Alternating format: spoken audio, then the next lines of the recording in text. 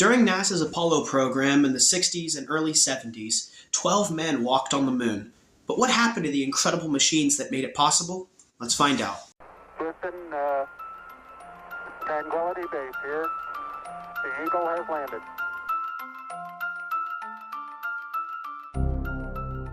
When men were ready to return home after exploring the lunar surface, they would get back into the lunar module and it would split in half. The top half, the ascent module, would return into lunar orbit so that it could meet up with the command module. The descent stage, which would land men on the moon, would stay behind and actually had some science experiments on it. We'll get to that later. Once back into lunar orbit, the crew of the lunar module would actually meet back up with the command module and the command module pilot.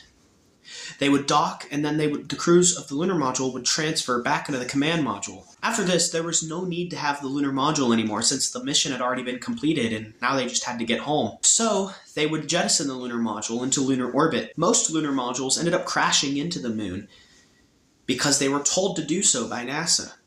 You see, the descent stage and some of the science experiments that the astronauts left behind were actually seismometers to test for moonquakes.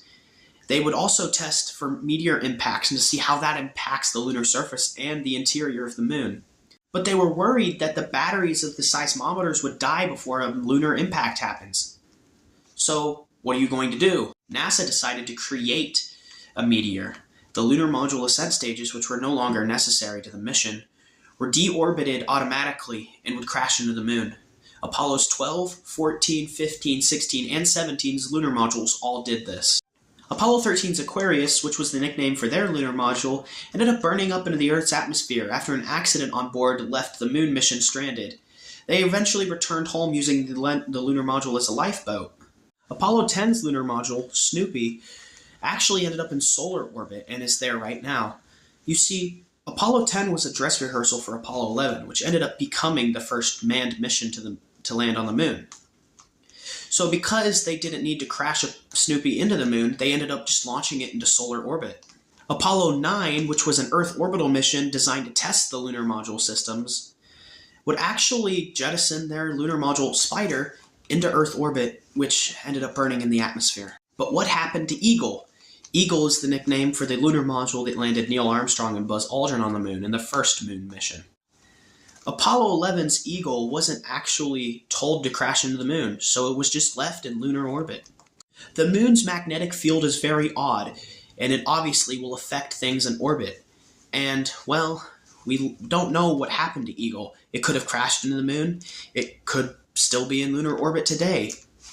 The aerospace company Grumman actually made the lunar modules. They designed and built them. And there are some left, albeit they are on display in museums. You can still get a glimpse of the machine that landed men on the moon. If you like this video, subscribe, like, comment, share, do whatever it is you want to do. There will be more videos on the way here soon, and thanks for watching. Houston, Tranquility Base here. The Eagle has landed.